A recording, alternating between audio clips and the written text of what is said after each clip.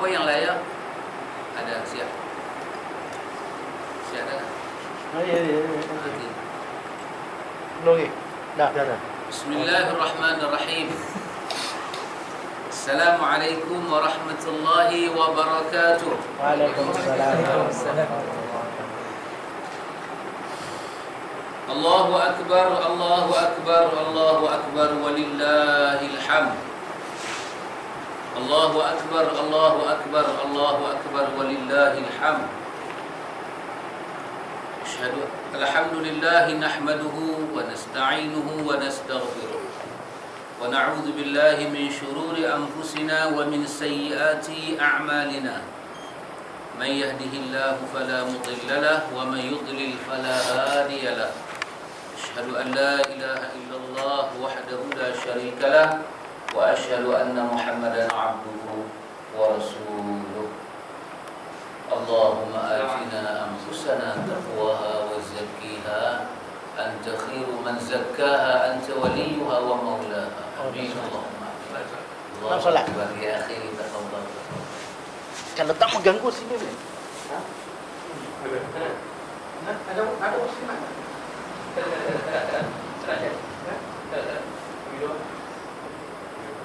Nak solat sini? Dah solat pun? Dah.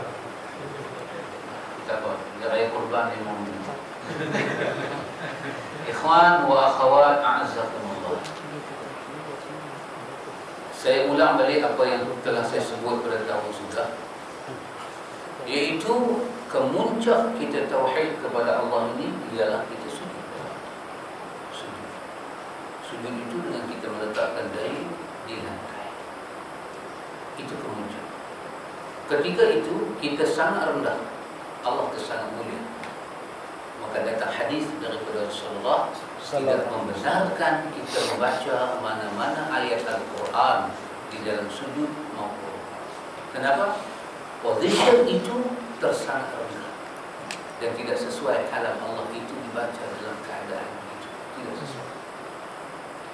Maka kalau ada orang memberi cadangan kepada kita ketika sujud, bacalah ayat-ayat tertentu daripada Al-Quran, dan kita tidak boleh terima. Ataupun dia ajak kepada kita, ini semai hajat, bacalah ini dalam semai hajat, sedangkan yang dia suruh baca itu ialah Al-Quran, kita tidak boleh terima. Kerana larangan begitu jelas, tidak boleh membaca ayat-ayat Allah di dalam sujud dan rukuk, tidak boleh. Yang bolehnya ialah besarkan Allah, sucikan Allah. Baginda memilih dalam rukuk, Subhana Rabbiyal Azim, Subhana Rabbiyal Azim. Memilih di dalam sujud, Subhana Rabbiyal A'la. Ada riwayat daripada Abi Daud menyebut wa bihamdi. Maka artinya sujud ini bukan main-main. Di dalam sujud baginda kadang-kadang membaca doa, Allahumma anta kama athnaita ala nafsik. Ya Allah, engkau ini seperti mana engkau memuji diri engkau, ya Allah. Kita tak tahu nak puji Allah macam mana. Allah hanya ajak puji dia. Subhanallah, subhanallah. Kita tak tahu apa. Karena Allah menyatakan dalam surah An-Nahl, Wallahu akhrajakum min butuni ummahatikum la ta'lamuna syai'an. Allah keluarkan kamu daripada butuni ummahatikum, perut ibu kamu, dalam keadaan la ta'lamuna syai'an, kamu tak tahu apa. Allah tersangat jahil manusia ini. Innahu kana zaluman jahula. Allah. Dua sifat ini dibenci dan dimusuhi oleh Islam, jahil dan zalim. Zalim dengan makna kata zalim ni buat naya pun Tuhan benci. Tetapi jangan kita lupa nama lain kepada syirik ialah zalim. Ya bunayya la tusyrik billah inna syirka la zulmun azim. Itu syirik. Itu syirik. Itulah bila sahabat Nabi berkata turun ayat, jangan kamu campurkan iman kamu dengan kezaliman. Jangan kamu campurkan iman kamu dengan kezaliman. Di kalangan para sahabat berkata, Ya Rasulullah, Ya Rasulullah, Ya Rasulullah, siapakah di antara kami yang tidak zalim, Ya Rasulullah? Sedangkan ayat ini turun, jangan campur iman dengan kezaliman. Maka sahabat mengadu, ya Rasulullah, kalau macam tu habislah kami, iman kami dah campur dengan kezaliman. Nabi kata, dah.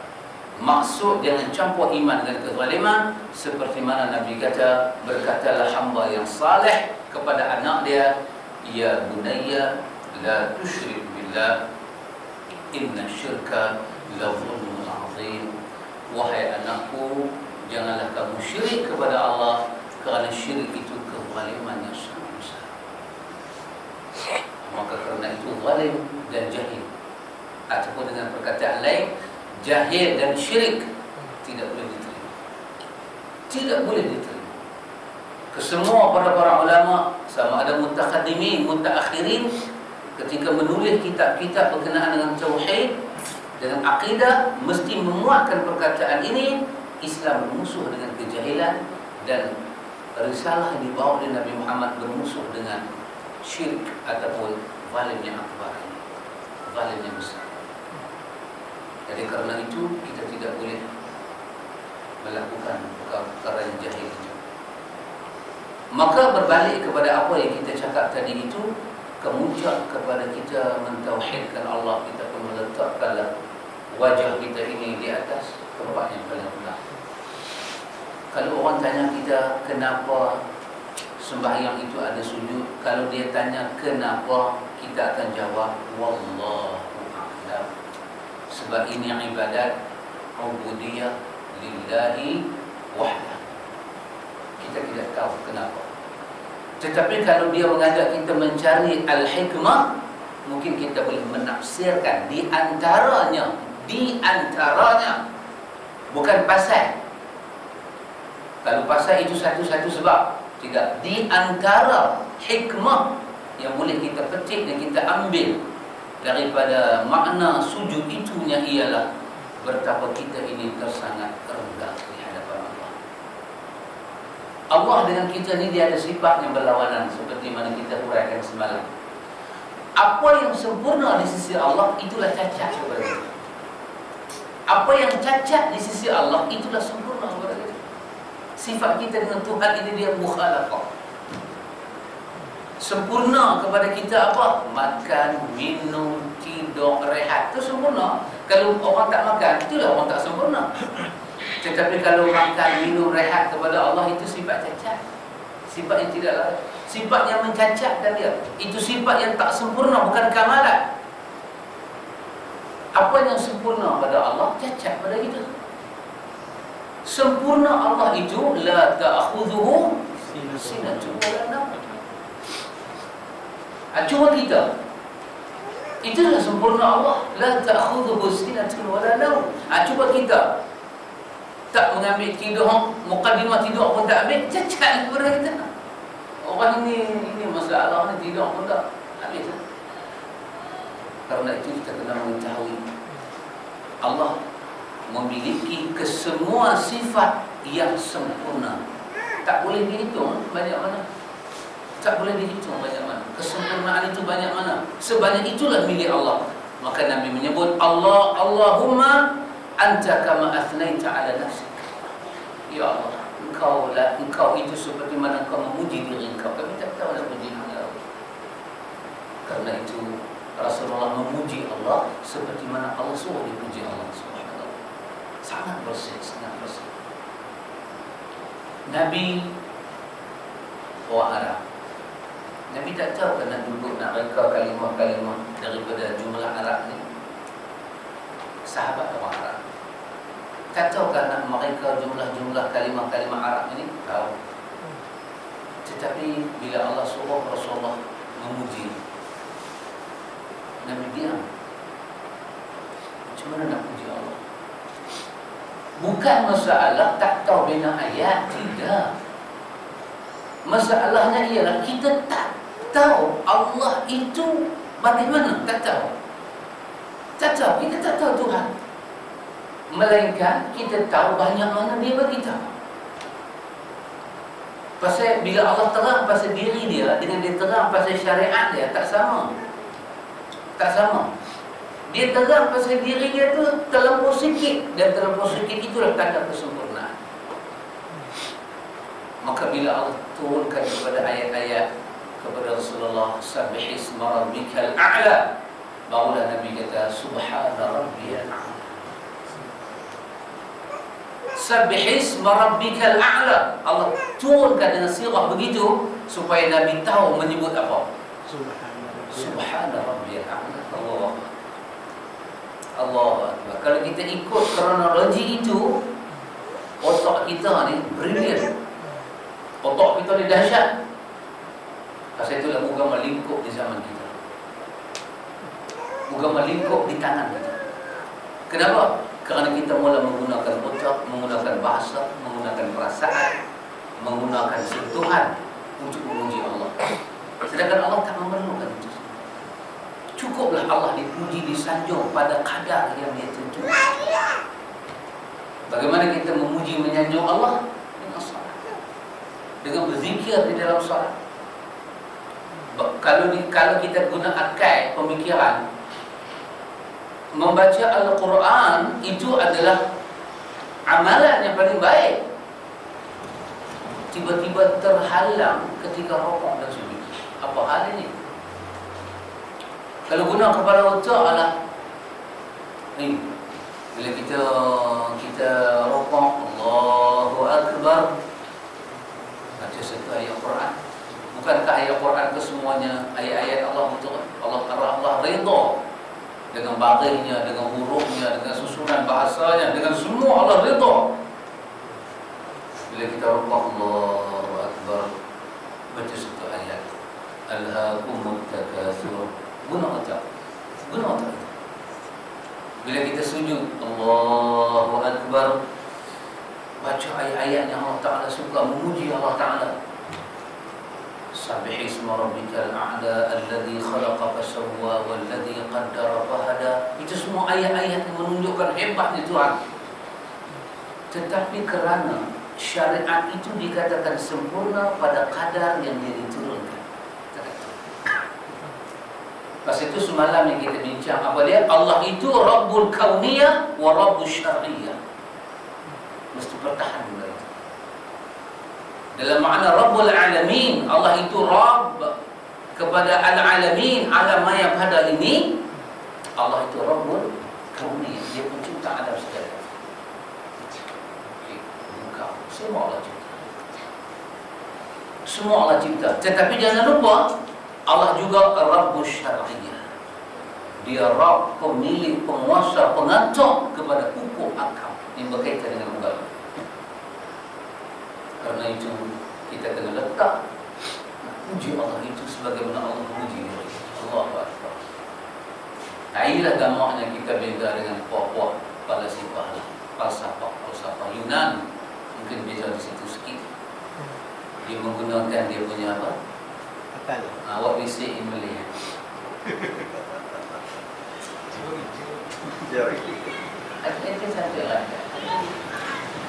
Dia menggunakan dia punya itu, dia punya idea dia pokok. Begitulah. Pasal itu agama yang batil itu, kalau tidak ada unsur ini, nescaya tidak ada kebatilan pada dia. Kenapa dia jadi batil? Sebab dia mula guna teori-teori ini. Karena itu kita berbalik kepada yang kita cakap ini ialah sujud. Kita nak cakap masalah sujud. Sujud, saya baca teks dia dulu. Nanti kita tengok konteks. Teks dia. Sujud bermakna sujud adalah salah satu jenis ibadah. Subhanallah. Sujud adalah ibadah. Sujud adalah ibadah. Karena itu tidak boleh sujud kepada makhluk. Itu menamakan kita beribadah kepada makhluk. Dan kemuncak tauhid ada di situ. Dan itulah agama-agama lain buat. Kemuncak dia menyerahkan, dia pasrah, dia taslim kepada satu benda, dia sujud. Demikian Kristian, dia menyerahkan diri dia kepada Isa, kepada Al-Masih, dia sujud. Orang Hindu menyerahkan diri dia kepada berhala-berhala dengan sujud. Bahkan Allah tanamkan, Allah design dah dalam hati manusia. Sujud akan menjadi kemuncak penghormatan. Allah. Rupanya sujud adalah salah satu jenis ibadah ataupun cara mendekatkan diri kepada Allah Jalla wa'ala. Agar pelaksanaannya sempurna dan tidak bercanggah dengan kehendak syarak, maka mestilah sujud itu bersesuaian dengan panduan syarak. Kita tak boleh halang orang sujud. Tak boleh halang. Orang India nak sujud kepada berhala, tak boleh halang. Tetapi kita juga sujud. Apa beza kita sujud dengan dia? Dia juga sujud memberi penghormatan. Tetapi kenapa kita namakan sujud dia syirik? Kita tauhid. Sebab kita sujud di atas panduan syarak. Kita boleh sujud pada Allah ketika Allah mengizinkan, baru kita sujud. Masalah kita masuk solat, Allahu Akbar, baca surah, baca semua, tiba-tiba tak mau rokok, terus balik sujud. Allah tidak mengizinkan sujud seperti itu, tapi akal mengizinkan. Tetapi kerana Allah itu Rabbul Syar'iyyah, mesti dipatuhi. Hak dia sebagai pentadbir, sebagai pemilik, sebagai penguasa kepada syarak yang diturunkan dengan hukum kami. Maka mestilah sujud itu bersesuaian dengan mafhum agama. Tidak terdapat satu pun dalil ataupun hujah yang menyatakan bahawa sujud secara bebas termasuk di dalam salah satu cara mendekatkan diri kepada Allah, kecuali jika sujud itu dikaitkan dengan ibadat salah. Satu-satu orang saja-saja nak sujud, tidak boleh. Bukan tidak boleh. Dia kata aku nak buat, nak kata apa? Bukan makna tidak boleh itu menghalang. Maknanya dia tak jadi ibadat. Dia tak taqarrub ila Allah. Sujud itu dia mesti ada pasal. Dia mesti ada sebab. Selain daripada sebab salat, masuk dah rukun sujud, kita kena sujud, dia tidak boleh sujud sembrono. Sebab-sebab tertentu, seperti kita sujud sahwi masalah. Pasal apa? Dikaitkan dengan lupa dalam salat. Saja-saja bukan boleh sujud sahwi. Saja aku nak sujud sahwi ni. Tidak boleh. Tidak boleh walaupun dia sujud. Walaupun ada hadis daripada Anas bin Malik menyebut, Nabi kata hamba paling dekat dengan Allah ketika sujud. Kalau kita faham hadis itu, oh hamba dekat dengan Tuhan ketika sujud. Kita baca tahiyat akhir, fil alamin innaka hamidum majid. Saja nak sujud lagi. Setiap rakaat ada 2 sujud, ni saja nak sujud lagi. Pasal apa? Faham hadis itu, hamba dekat dengan Tuhan. Terbatal. Kenapa? Kerana Allah suka orang sujud, tetapi cara sujud Allah juga tentukan. Subhanallah. Masalah, atau jika ia sujud dikaitkan dengan kesyukuran, sujud syukur. Sujud syukur. Sujud syukur ni bermakna satu benda yang bergegang kata mai dalam hidup kita, bosan. Memang menambah dia satu nikmat, tapi takkanlah hari-hari orang sujud syukur kerana menambah. Bagi sujud sekali. Subuh tak semayang sujud. Pasal apa? Boleh menambah. Itu betul ya. Tetapi sujud yang tidak disyariatkan. Sujud syukur ni kerana ada satu benda yang besar. Atau kita sujud pasal apa? Jika sujud itu dikaitkan dengan membaca ayat-ayat tertentu, sama ada sujud tilawah ataupun sujud sajdah. Itu sebab-sebab kita sujud.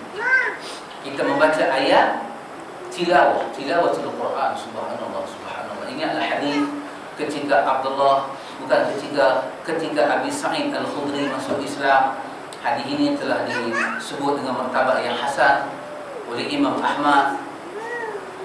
Nabi berpesan kepada Abu Sa'id Al-Khudri, apa Nabi kata? Alaika bitaqwallah, alaika bitaqwallah. Kamu kena bertakwa kepada Allah, kerana takwa itu ra'su kulli amr. Dia menjadi pokok urusan. Dia menjadi pokok pekerjaan. Dia yang menentukan. Dia boleh menjadi pengukur stable tidak stable jalan kita ini. Betul ke bengkok? Alaika bitaqwallah, alaika bitaqwallah. Lepas tu Nabi kata apa kepada Abi Sa'id Al-Khudri? Nabi kata, "Alaika bi tilawatil Quran." Aku suruh kamu tilawatil Quran. Allah. Jangan pandang tilawatil Quran itu sebelah mata. Sebab kita ada hadis daripada Abi Umamah Al-Bahili. Hadis ini hadis Imam Muslim. Apa Nabi sebut? Iqra'ul Quran fa innahu ya'ti yawmal qiyamati syafi'an li ashabi. Bacalah Quran. Dia akan datang kepada si pembaca itu memberi pertolongan. Itu sangat besar. Itu sangat besar. Kita bila orang mati kita baca Quran, kita tidak menyebut apa yang para ulama khilaf, tidak. Tetapi kita bertanya di pihak kita, kenapa kita membuat benda yang kurang pasti sedangkan ada benda yang tak pasti? Itu problem kita. We our problem. This is we our problem. Apa dia? Kita buat benda yang what we say in English tidak pasti. Not sure. Semua tak tahu betul. Kadang dilebih. Allahu Akbar. Itu dah benda kurban. Kita mesti ada persiapan.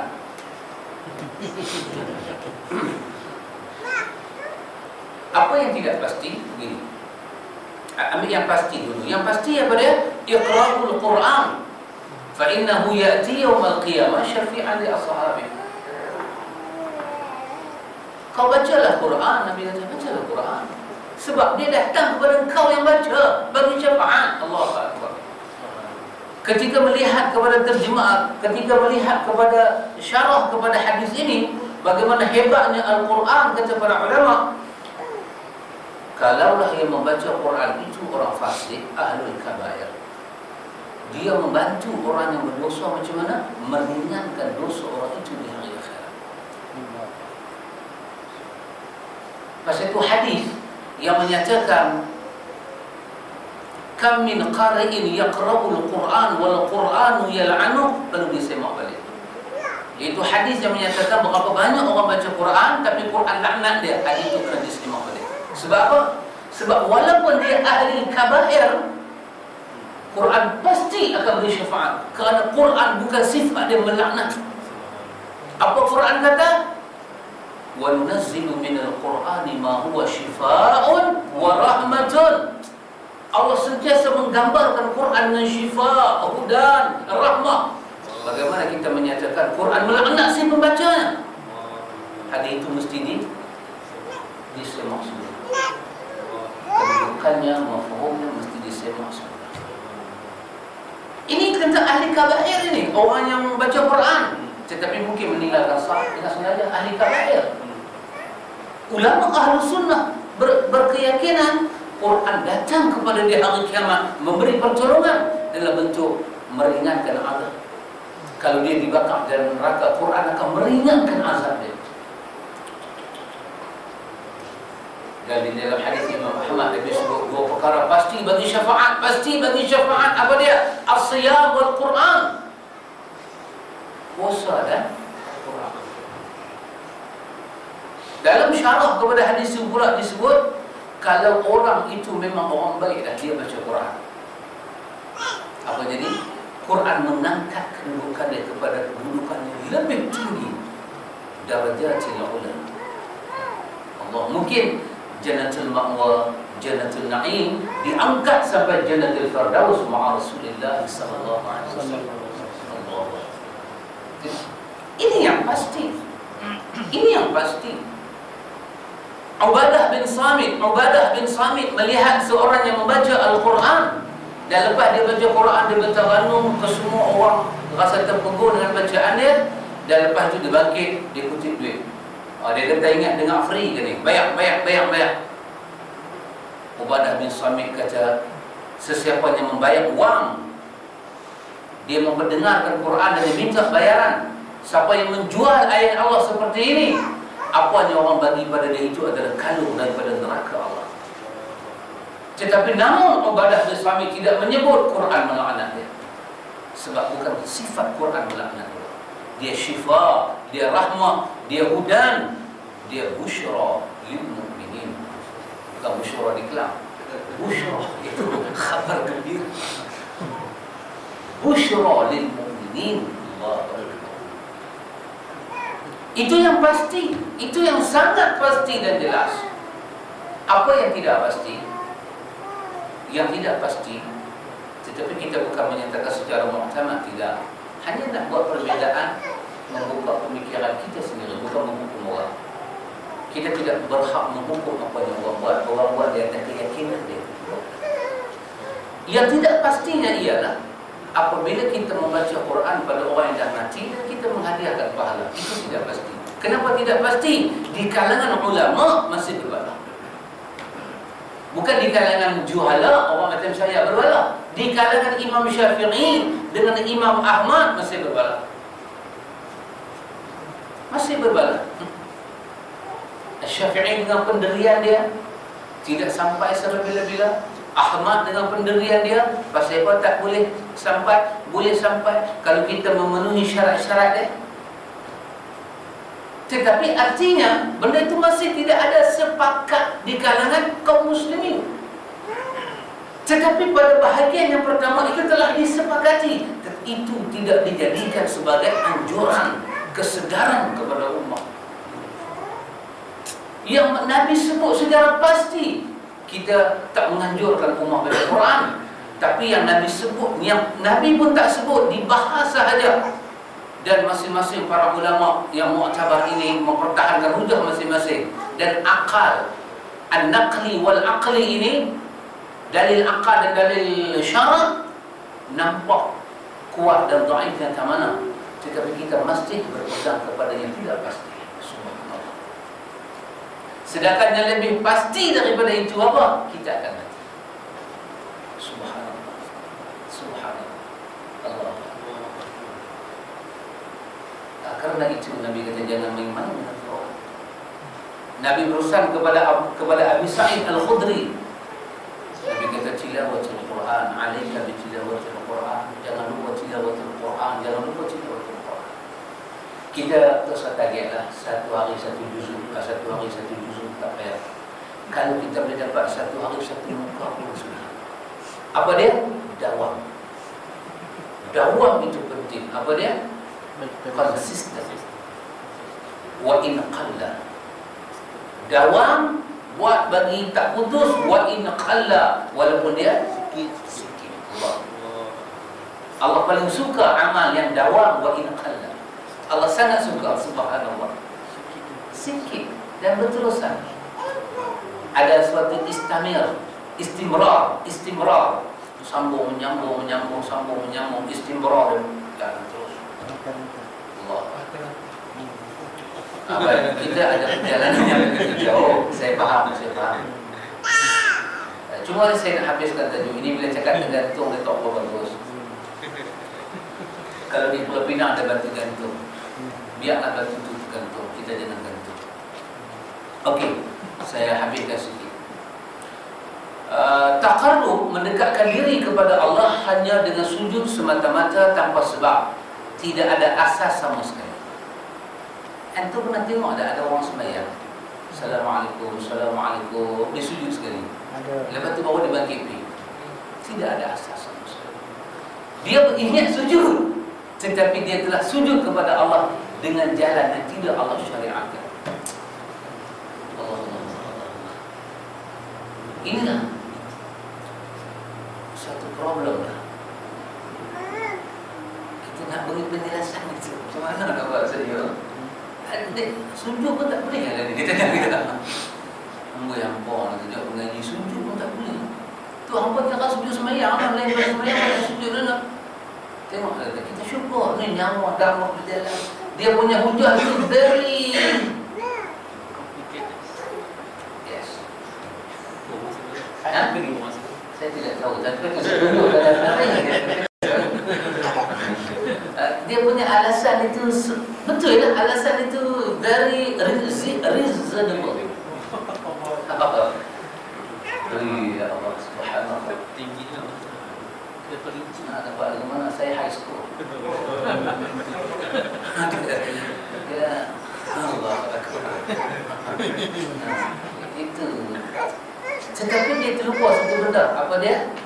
Agama ini diturunkan kepada Rasul, bukan kepada kita, bukan kepada guru kita, syekh kita, kepada Rasulullah. Itulah kepentingan asyhadu an la ilaha illallah wa asyhadu anna Muhammadar Rasulullah. Umat Nuh tidak boleh buat apa-apa melainkan dia kena ikut sunnah Nabi Nuh. Kerana lafaz mereka asyhadu an la ilaha illallah wa asyhadu anna Nuhan Rasulullah. Tak boleh bergerak mereka melainkan dengan apa yang diturunkan kepada Nuh alaihissalam. Subhanallah. Bagaimana kita boleh sujud sedangkan tidak ada contoh daripada kekasih kita Muhammad sallallahu alaihi wasallam. Balik kepada tadi. Baik. Samalah halnya dengan mendekatkan diri kepada Allah di bumi Arafah, di Muzdalifah, melontar di Mina, sa'i antara Safa dan Marwah, tanpa dihubung kaitkan dengan semua itu dengan manasik haji yang telah ditentukan sebabnya waktunya dan sekarangnya. Satu orang saja-saja nak pergi melontar, tidak boleh tak boleh melontar saja-saja, tak boleh sa'i saja-saja. Dia tidak ada sa'i sunat. Tak payah saja nak buat sa'i sunat. Tidak boleh akhi, tidak boleh akhi. Kenapa sa'i boleh buat? Kerana sa'i dikaitkan dengan tempat, dengan masa, dengan sebab. Saja-saja kita nak pergi duduk di Arafah, itu tak jadi ibadah. Dia punya agak hukum tak jadi ibadah. Ada hukum Kena pergi jadi. 9. Ada lah. Kena pergi 9 kan? Ada. Kalau pergi 8 tak jadi. Tak jadi lukuh juga. Dia kena pergi 9. Pada itu 8 Nabi berada di Mina. Subhanallah. Itulah kita katakan syariat itu tidak boleh sombrono, tak boleh seenak dewe. Artinya tak boleh suka. Tidak boleh sewenang-wenang. Kita bukan berbicara tentang hukum karma. Tahu hukum karma? Aduh, saya pun tidak tahu hukum karma. Saya pun dengar Emi semua. Abi Kami ke Emi. Ya betul. baby. Ini hukum Tidak karma. tidak. Ya, search itu isi dan kulit. Kuku dan isi dengan gula-gula. Isi dan kulit. Nah, dia ada sebut. Kita bukan bercakap tentang hukum isi dan kulit, hukum karma. Kita bercakap hukum Allah, dan Allah itu Rabbus Syariah. Macam mana mungkin kita membiarkan diri kita melepasi hudud yang Allah tentukan? Tidak boleh seseorang itu suka-suka ambil batu merontak di jamrah. Hatta dia pakai ihram umrah, dia tidak boleh merontak di jamrah. Minta batu besar. Tapi ambil batu nolok balik betul. Nabi kata hulu. Subhanallah, menentukan batu kerikil. Sangat terperinci agama. Inilah mafhum daripada ayat al-yawma akmaltu lakum dinakum. Subhanallah. Akmal itu sampai tak perlu ditokok, tak perlu dikurangkan. Subhanallah. Ingat tak apa kata Imam Malik? Apa yang tidak menjadi agama setelah turun ayat ini, maka tidaklah jadi agama sampai kiamat. Apa yang jadi agama setelah turun ayat ini, itulah agama sampai kiamat, walaupun orang tak betul. Subhanallah. Saya habiskan. Demikian juga, bukanlah mendekatkan diri kepada Allah melalui salat dan puasa. Jika puasa dan salat itu dilakukan di dalam semua waktu dan ketika, ada kemungkinan menurut orang jahil bahawa mendekatkan diri kepada Allah, padahal sebenarnya mereka ini mubtadi' daripada Allah, sedangkan mereka tidak menyadari. Orang ini dia nak sembahyang, bukan boleh sembahyang ikut suka, tidak boleh sembahyang ikut suka. Pasal sembahyang lebih dahsyat. Apa itu? Sallu kama ra'aitumuni. cukup panjang berkenaan dengan Badui yang datang nak belajar salat lepas pada Isra Mi'raj. Lalu kita baca hadis itu punya poin saja. Sallu kama ra'aitumuni usalli. Dalam kama ra'aitumuni usalli itu tak ada sembahyang sunat, ada wajib, ada kesemua. Satu orang 24 jam nak sembahyang tidak boleh. Bahkan ibadat seperti itu bukan kata tidak boleh, dalil yang dhaif pun tidak boleh. Bukan kata hajat nak buat, kalau dalil itu ada tetapi dhaif pun tidak boleh buat. Seperti pernah tak kita tengok orang dia buat sembahyang apa itu lepas maghrib 6 rakaat dia panggil awabin. Yes, awabin. Memang ada riwayat. Tetapi kerana kedudukannya itu tidak kukuh, para ulama tak membenarkan kita buat. Masih ada riwayat tetapi tidak stable. Apa makna dhaif? Ad-dha'fu. Takut. Lemah nak disandarkan kepada Nabi. Apa ini? Apa dalam mahkamah dia kata apa dia suka pakai bahasa Evidence. apa? Evidence. Bukti. Ya, benar ini Evidence. Evidence. evidence bukan dividend tu bank. Evidence. Evidence. Bukti. Ya, bukti yang agak lemah macam bagi apa?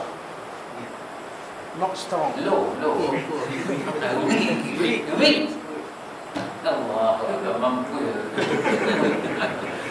Keluar satu-satu. Hutang nak dibanting. Tak nak dibanting. Training. Pasal besok forum bahasa Inggeris. Forum bahasa Inggeris besok. Nak kena orang apa ni? Tak kena dia jadi macam Ramli baca surat. Tak bunyi langsung. Dia baca bunyi juga. Dia baca bunyi tu. Dia tak bunyi langsung apa-apa. Begitulah tidak boleh seenak jawab. Baik, akhirnya kita masuklah kepada tajuk yang penutup, iaitu kita masuk sujud yang bid'ah. Oh, Allahu Akbar. Ada sujud yang bid'ah. Mesti berhati-hati. Maksud sujud bid'ah ini masih terdapat amalan dalam masyarakat kita, iaitu melakukan sujud setelah salat yang tujuannya semata-mata untuk berdoa. Ini bid'ah. Dia habis-habis sembahyang, salam, dia nak berdoa tu dia sujud macam sebahagian kaifiat sembahyang hajat. Allahu Akbar. Berdoa. Dia pakai benda itu. Habis-habis dah bagi salam, bagi zikir, dia sujud sekali, dia baca doa dalam sujud. Tidak pernah diriwayatkan daripada Rasulullah. Subhanallah. Sujud jenis ini tidak pernah datang daripada Rasulullah sallallahu alaihi wasallam dan tidak pernah diberitakan daripada para sahabat. Macam mana nak bahasa hidup? Allah. Sedangkan mereka ingat mendekatkan diri kepada Allah. Mendekatkan diri kepada Allah. Sujud pun tak boleh kan? Awak nak minta dalam sujud tak boleh kan? Allah. Kita kata makcik Rasulullah berdoa dengan tangan mengangkat tangan naik ke atas. Itu riwayat yang benar. Apa salah kalau pakcik nak doa? Saya dah baca dah doa Nabi tu, tapi saya nak tambah lagi baik, saya sujud baca doa. Pakcik, adakah Nabi buat kurang baik? Dah. Nabi buat elok? Dah. Tapi saya nak bagi lagi elok. Subhanallah. Alasannya sangat mujarab, tetapi kaifiatnya bertentangan dengan petunjuk. Syekh Mansur Hasan Salman, ini satu syekhnya agak syadid. Dia menulis tentang kesalahan orang yang sembahyang. Syadid, keras. Bahasa Melayu dia kata keras lah. Tapi syadid ni maksud dia apa? Keras pun keras jugalah, tapi dia bukan tegas. Dia betul-betul intract. Dia betul-betul jalan. Macam kita kata qanun dia paling syadid lah. Dia betul-betul qanun lah.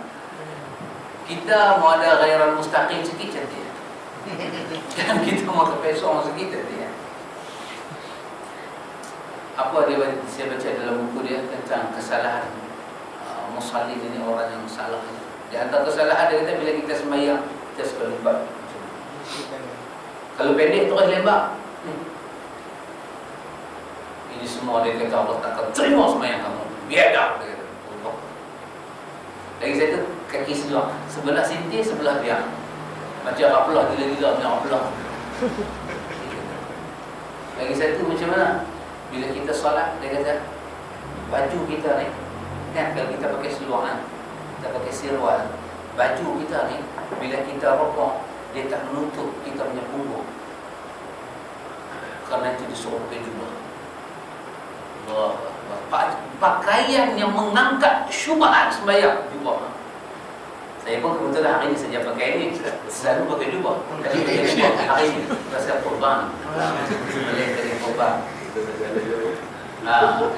Makcik tahu. Macam ini pakaian begini mengangkat syubhat sembahyang. Pasal itu mendekati orang India dia buat kurta dia tutup dia punya apa punggung dia. Sujud dia tidak akan terangkat. Lepas tu orang pakai t-shirt sembahyang, Syekh Mansur Hassan Salman dia kata tidak sah sembahyang. Pasal baju itu tidak tak menutup apa papan punggung. Nak campur. Ha? Nak campur lagi. Tengok-tengok bila kita sujud dia nampak lorah tu. Ngeri, kami-kami ni. Kalau baju macam dalam tu? Lagi tidak boleh. Mesti tutup. Baju ni daripada luar dia kena macam jubah, tutup semua. Ini pandangan Syekh Mansur Hassan Salman. Nanti saya akan bawa buku dia, saya akan tunjuk. Butang pun penuh. Ha? Kalau butang pun penuh semua. Ya, butang penuh dia. Skema.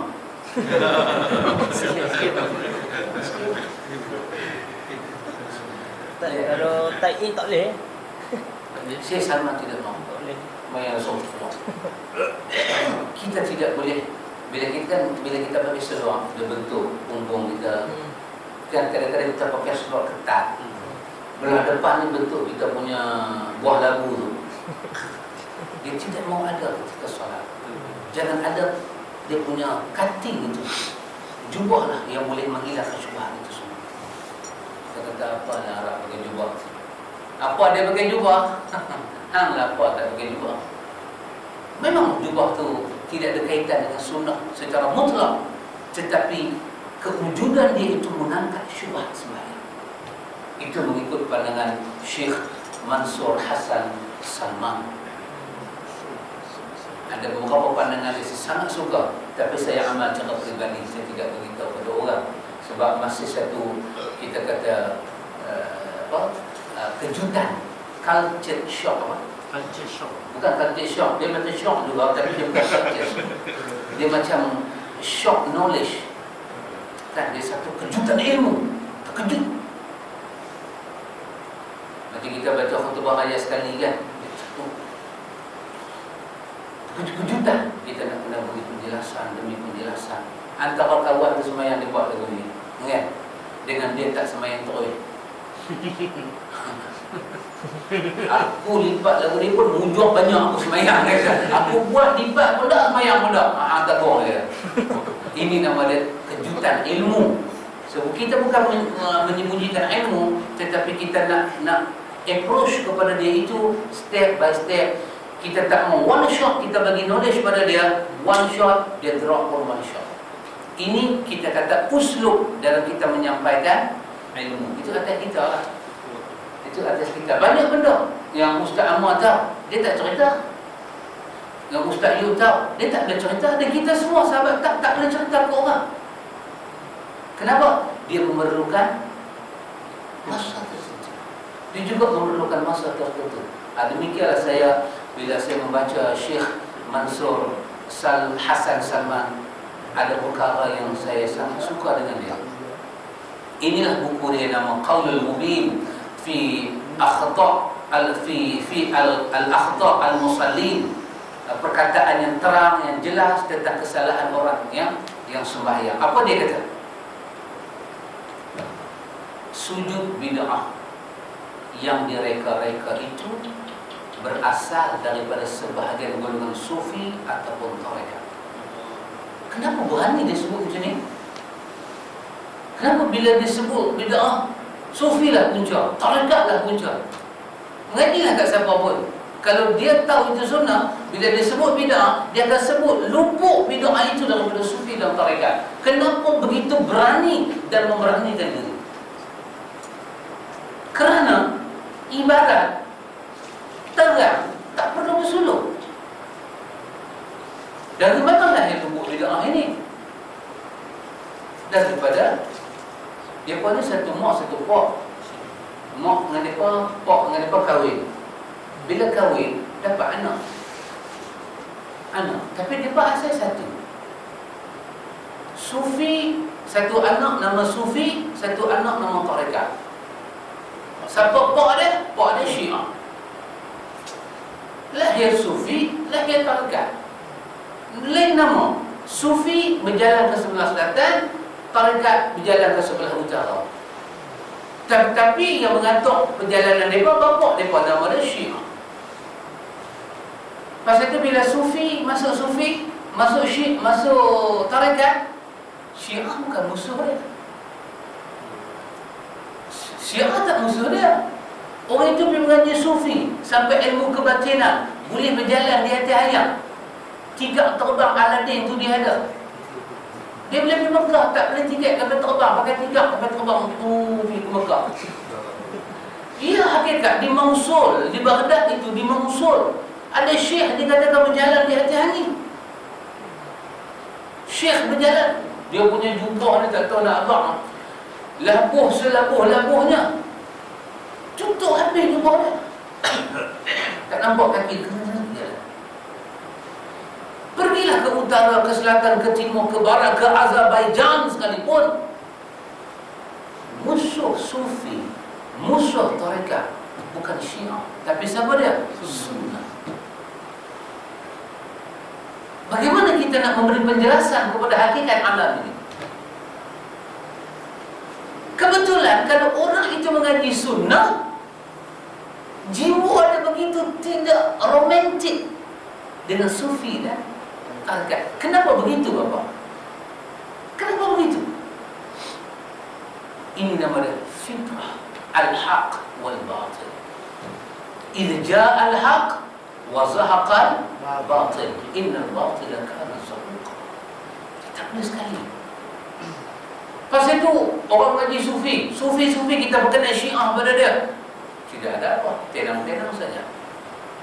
Tapi kalau kita terang sunnah, kata orang seberang bobrol.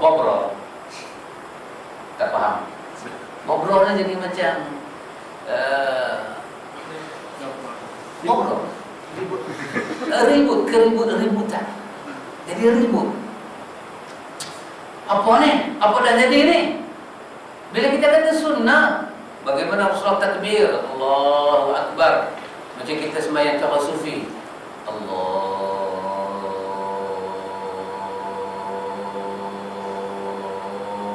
Akbar. Bila satu cahaya putih lintas, kita dapat Allah. Itulah hakikat sembahyang. Anda telah sembahyang pada makam yang kedua. Ini makam Rabi', ini makam Abdal, ini makam Qutb. Tapi kalau kita sembahyang cara sunnah, Allahu Akbar, ini kulit saja, bukan isi. Kenapa dia musuh dengan sunnah? Kalau dia sufi, kalau dia tarekat. Ikhwan, perlu kita memberi sedikit kajian dan penelitian.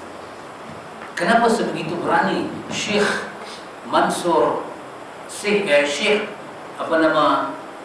Hasan Salman ini, kenapa begitu berani dia sebut? Kerana ada begitu bukti yang begitu jelas. Mereka tidak takut kepada Syiah. Bahkan sufi dengan tarekat boleh duduk sekali. Dalam Syiah ada Ahlul Bait, dalam sufi ada Ahlul Bait. Dalam Syiah ada silsilah Ahlul Bait, dalam sufi dan tarekat ada silsilah Rasulullah. Ada keturunan Rasulullah yang kalau kita salam dengan dia macam salam dengan Rasulullah. Subhanallah. Dalam Syiah ada, dalam Sufi ada, dalam Sunnah. Jadi tasawuf ini tidak ada. Memberi ihtiram, ta'zim itu ada, memuliakan orang. Tetapi melebihi itu tidak. Tidak. Maka apakah sebahagian daripada amalan sufi dan tarekat? Mereka menggalakkan setiap orang yang melakukan salat supaya sujud lagi sesudah salam sebagai menutup kekurangan salatnya yang disebabkan oleh kelalaian hati, as-sahwul qalbiyyu dalam salat. Tengok dia punya taksiran. Kenapa lepas sembahyang bagi salam dah habis kita sujud? Kerana hati kita ini ada as-sahwu. Dia juga ada kelalaian, jenis qalbi, lalai dari hati ini. Dia bukan jenis lupa rakaat, tapi hati kita terbang ke angkasa raya, ke samudra yang begitu luas. Hati kita terbang seperti burung elang terbang ke angkasa raya. Rasulullah dalam hadis Imam Bukhari, Nabi sembahyang, Allahu Akbar. Tiba-tiba masuk rakaat kedua, baginda mencepatkan sembahyang baginda. Lebih cepat daripada rakaat pertama. Sampai bagi salam, masuk ke rumah. Apa Nabi kata? Nabi berkeluar macam benda berharga. Ini mengganggu aku dalam sembahyang. Masa aku duduk sembahyang, aku teringat nak menyedekahkan dia. Nabi pernah sembahyang teringat ada benda berharga dalam rumah dia, dia nak berkeluar, dia nak sedekah. Apa kata Ibnu Hajar Al-Asqalani? Menunjukkan kalau kita tengah sembahyang, tiba-tiba ada teringat nak buat baik, itu daripada khusyuk. Itu tidak lalai. Tetapi dalam sufi ini itu dinamakan sebagai as-sahwul qalbi, kelalaian hati. Khusyuk dia macam mana? Kena hudurul qalbi wa sukunul jawarih. Hudurul qalbi wa sukunul jawarih. Mampukah kita buat? Hati ini hadir kepada Allah dan diam segala anggota kita, seperti mana dipacak tombak. Lahirlah berbagai riwayat. Ali dipanah ke becik, Ali takbir, Allahu Akbar, ditarik, Ali bagi salam. Ali kata, mana tombak? Dia berkata telah ditarik. Ali kata, aku tak rasa. Dia berkata, khusyuknya Ali. Itu bukan Ali, itu Pak Ali.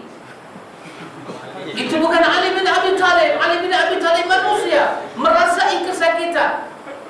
Itu Abang Ali.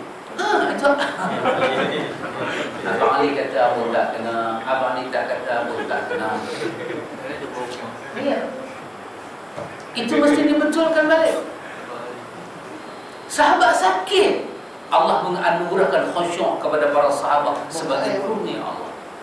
Tetapi khusyuk itu bersifat ikhtiari, barang yang boleh dicapai. Bukan dia barang yang miracle. Tapi khusyuk para wali ni dahsyat. Dia solat Allahu Akbar, rumah dia terbakar hangus. Dia tak rasa api itu main kat dia. Wahai dia duduk dalam rumah, sampai dia bagi Assalamualaikum, Assalamualaikum, dia terkejut rumah dia terbakar. Inilah kata mereka khusyuk. Itu bukan khusyuk, itulah nama dia Khalid. Khalid. Bubuh hingga atas kepala. Rasulullah teringat nak bersedekah. Rasulullah pernah lupa rakaat. Adakah baginda tidak khusyuk? Na'udzubillah. Nak disebabkan tidak khusyuk kepada Rasulullah. Namun Allah mengaitkan iman dengan khusyuk. Qad aflahal mu'minun alladzina hum fi salatihim khusyu'un. Syarat dapat layak khusyuk di sisi ahli sunnah, akidahnya kena beres. Kalau orang itu akidahnya tidak beres, dia tidak akan dapat khusyuk. Kenapa? Qad aflahal mu'minun. Aflahlah orang-orang yang beriman. Iman disebut dahulu. Alladzina yu'minuna bil ghaibi wa yuqimuna as-salah. Disebut yu'minuna bil ghaib, baru menunaikan sembahyang, iman. Kutiba alaikumus siyam ya ayyuhalladzina amanu kutiba alaikumus siyam. Disebut alladzina amanu, datang syariat, kutiba alaikumus siyam. Aqidah itu adalah very important part. Oh, Allahu Akbar. Saya akan memendekkan. Pendeklah ni. Selanjutnya, beliau menambah, tidak diragukan lagi bahawa syaitanlah yang telah meragu-ragukan pembuat bid'ah ini sehingga mereka memandang baik setiap perkara yang baru dalam urusan agama.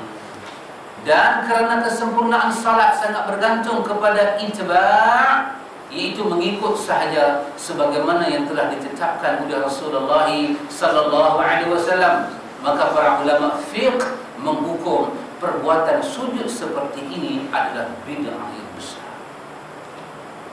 Tengok, kita baru selesai bercakap bab sujud. Sujud. Allahu Akbar. Kita boleh menilai lah bagaimana kita memahami sujud. Kalau sufi dan tarekat ni lagi banyak sujud, lagi bagus. Lepas sujud, lepas sujud bagi lama, kita rasa zuk, kita fana diri kita dalam sujud, wujudkan kecintaan, kesedapan, kelazatan berhubung dengan Allah. Bahasanya begitu indah-indah, tetapi seperti kata orang Melayu, indah khabar daripada tidak ada ruang ibadat di sisi Allah. Bilakah baginda pernah balik dengan sujud macam itu? Bahkan bukan kata Rasulullah, mazhab Syafi'i pun tak percaya dah.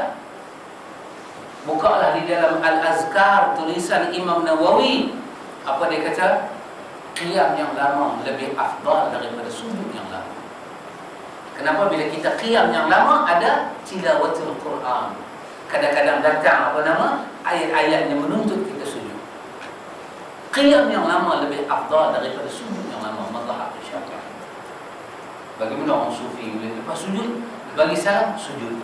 Subhanallah. Hari-hari dia sujud. Pasal apa? Syukur dapat nikmat mata, sujud pula nikmat tak peka, sujud pula nikmat boleh bercakap, nikmat ayat liur, nikmat macam-macam.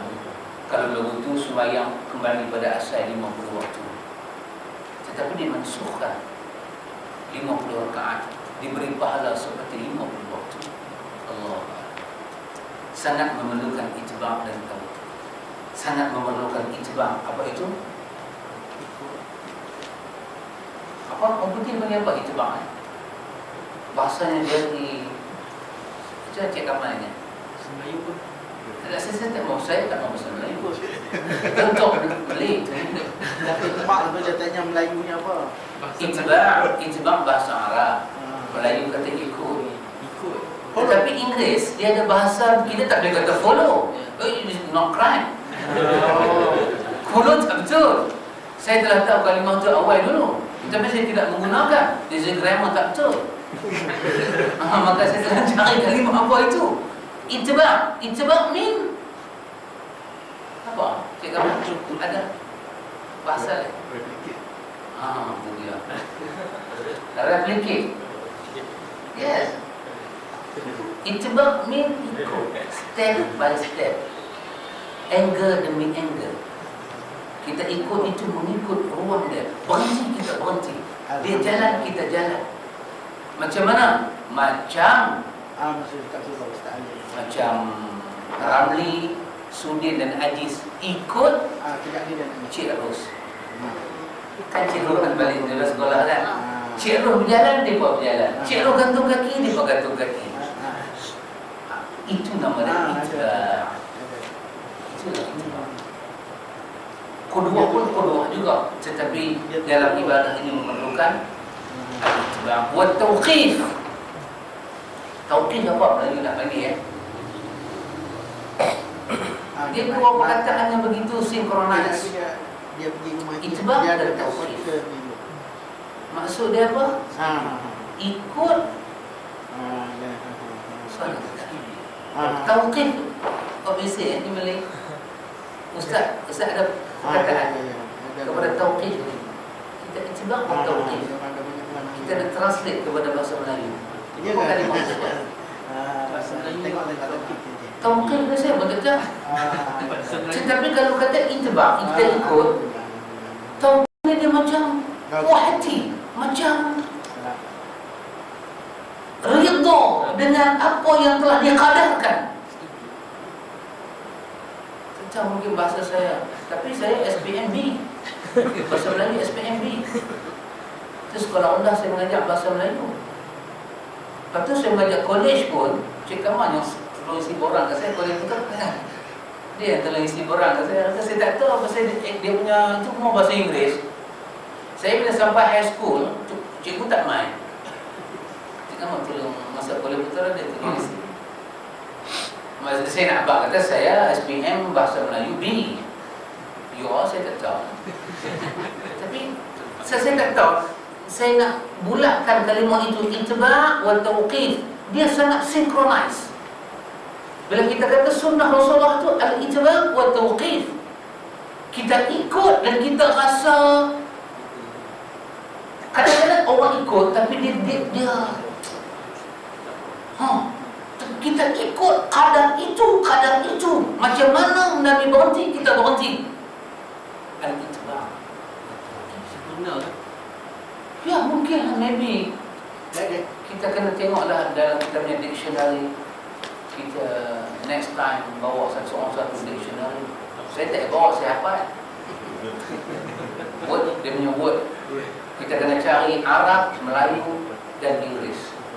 Sebab kita reti 3 bahasa sekaligus.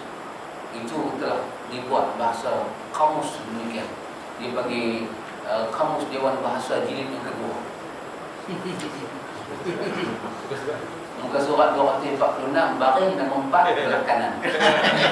Bahkan jangan main dengan saya. Okey, kalau ada soalan yang mudah-mudah, pasal kita ada forum lepas ni dibanting. Tadi kita sebuah yang ingat betul yang dia cakap. Kalau macam kita tengah melayang ni, gate dah tutup ke belum? Ya. Kita dah lock ke belum? Itu macam mana? Ini biasalah. Untuk kita ni kalau memang confirm, jangan buat pasal boleh terbakar harta benda. Dalam mazhab Syafi'i, kalau itu menjadi sesuatu yang mudarat, dia membenarkan kita membatalkan sembahyang. Tapi confirm kadang-kadang itu adalah talbis, tipu daya dan bisikan syaitan. Kan alladhi yuwaswisu fi sudurin nas, dia bertengik pada sudur dada kita, dia bisikkan was-was.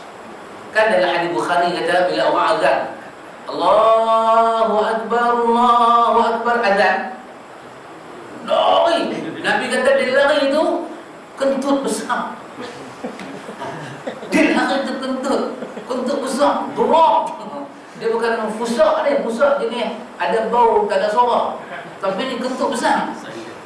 Tujuan dia kentut besar tu, dia nak bagi hilang suara azan, naik suara kentut dia. Dia tak boleh terima. Bila orang iqamah, dia lari lagi sekali. Dalam hadis Bukhari kata, apabila kita habis iqamah sembahyang kan, masa tu dia main balik. Dia kata, uzkur kada wa kada. Dia kata ingat, dia tak tutup lagi. Wahai dah tutup dah. Subhanallah. Kerana itu bila kita sembahyang jemaah, idza amma ahadakumun nasu fal yukhaffif. Bila kau jadi imam, ringankan sembahyang. Kenapa? Di belakang Nabi pernah mencepatkan sembahyang kerana dia dengar suara budak. Suara budak menangis. Dia tahu mak budak itu sedang sembahyang dan khusyuk dia mula lari. Nabi percepatkan sembahyang. Kalau memang kes sebegitu berat, kita boleh mencepatkan salat. Memang confirm dah bau dah, ya boleh batalkan salat kerana begitu mudarat untuk kita. Dan selagi kita salat dengan istighfar kepada Allah. Tapi bukti tidak ada, hanya ingatan. Seperti kata Abu Hurairah, orang tanya, ya wahai Abu Hurairah, kami rasa kami kentut, kami nak pergi sembahyang. Abu Hurairah kata, ada bau tak? Tidak ada bau. Dia kata, jangan ambil air sembahyang, jangan layan syaitan dalam perut kamu. Itu bagi kes kawannya yang agak muwaswisi ni apa? Dia punya tu temperature was-was tu. Dahsyat. Kawan saya basuh muka, basuh lagi. Imam dah bagi salam, dia tak basuh tangan lagi, dia basuh muka. Cut muka dia. Was-was dia begitu tinggi. Itu baru dia ambil wudu. Kalau dia mandi wajib, saya tak tahu. Saya pun tak pernah semak lagi. Tapi dia was-was. Dia ambil wuduk ni, basah depan macam bewak di dalam kolam. Pelompok. Dia tak boleh ambil slow motion, dia kena ambil kau.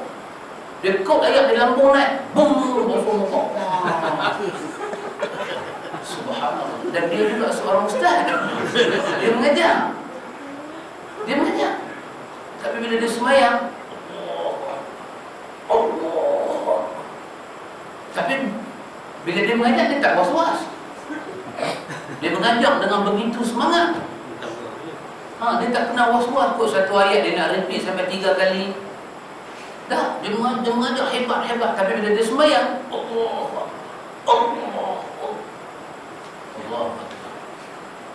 Ada baca khutbah okey. Dia kata sembahyang kena ambil wudu. Dia sembahyang, saya duduk sebelah dia macam duduk punya swinggang. Mulut dia. Wahai baca Fatihah apa tahu tu. Mulut dia macam cuma. Dia ribah lah kepada dia. Tapi saya nak abang example, contoh yang ditipu dayakan oleh pasal itu Ibn Qayyim membuat buku kecelakaan bagi orang yang was-was ini. Was-was.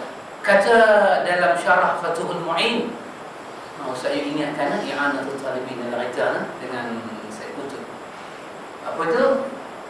Kata dalam syarah Fathul Mu'in, apa dia? Orang yang was-was ni, pertama dia kata mungkin daripada dha'ful aqli. Lemah akal. Ya. Ataupun jahlu bisunnah. Dia jahil. Ataupun iqtida. Dia mengikut orang lain dalam keadaan tak tahu ikut apa. Inilah punca-punca datangnya was-was yang begitu dahsyat.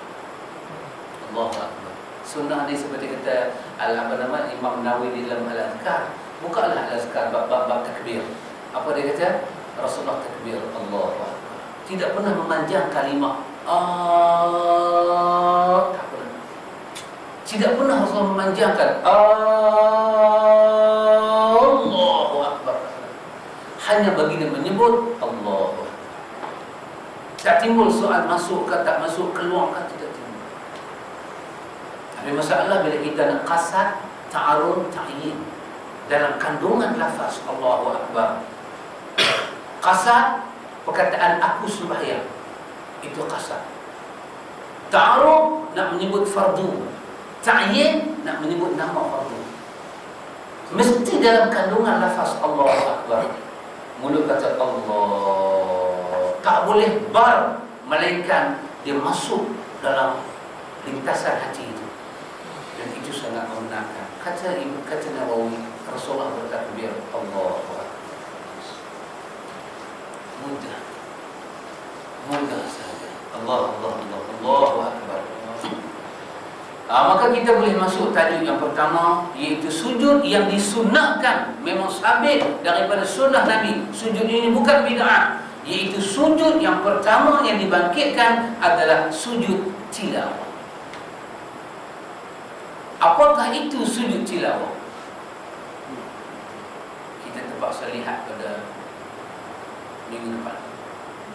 Terpaksa. Bukan dengan redha, dengan terpaksa. Kalau disambung akan ada perkara yang tidak berapa inilah orang mujarab. Sujud tilawah. Bagaimanakah sujud tilawah? Tilawah itu bermakna bacaan. Kalau baca Quran. Bagaimana? Ada orang kata ayatnya sujud, ada orang kata sujud tilawah. Setiap sujud mesti ada ayat sembahyang. Bagaimana dengan satu orang ibu, dia tengah memasak, masak, tiba-tiba handset dia bunyi, kan? Kata mak dia ke adik-beradik dia memberi satu khabar gembira pada dia, ataupun dia ni orang yang baru kahwin, tiba-tiba doktor peribadi dia telefon, kata ni nak abang ni hari tu punya ujian mengesahkan you pregnant. Dia tengah ada masa, dia punya seronok lah dengan news yang dia terima tu. Dia terus sujud Allahu Akbar. sedangkan dia tak pakai jilbab, dia tidak ada khimar, sah tak sujud dia? Sebagian orang menyatakan haram, sebab syarat sujud itu mesti menutup aurat, mesti menghadap kiblat, mesti ada wudu. Ya, benarkah syarat-syarat itu? Kita akan saksikan pada episod yang akan datang di dalam sujud tilawah, sujud syukur dan sujud sahwi. 3 sujud ini sangat terbukti ada dalil. Sujud tilawah, sujud syukur, sujud sahwi. Sujud sajadah sama lah juga kan, cuma pasal dalam sembahyang dipanggil as-sajadah. Luar sembahyang ni duduk tak sembahyang apa tilawah. Tapi lebih kurang dia punya mafhum itu dengan bermakna wahid. Ini begitu jelas dia punya dalil. Mari kita tengok. Kita abaikan sujud-sujud yang tidak ada dalil. Sujud-sujud tidak ada dalil. Sujud tak ada dalil, lepas sembahyang sujud 2 kali sujud. Bagaimana ini semua? Marilah kita belajar berkenaan dengan sujud sahaja. Lepas ni kita belajar berkenaan dengan rokok sahaja, berdasarkan dalil-dalil daripada sunnah. Subhanallah. Dan mudah-mudahan kita bertemu pada raya kurban yang akan datang. Semoga diberkati oleh Allah dunia sampai akhirat. Subhanakallahumma wa bihamdika, asyhadu an la ilaha illa anta, astaghfiruka wa atubu ilaik. Wassallallahu ala nabiyyina Muhammad walhamdulillahi rabbil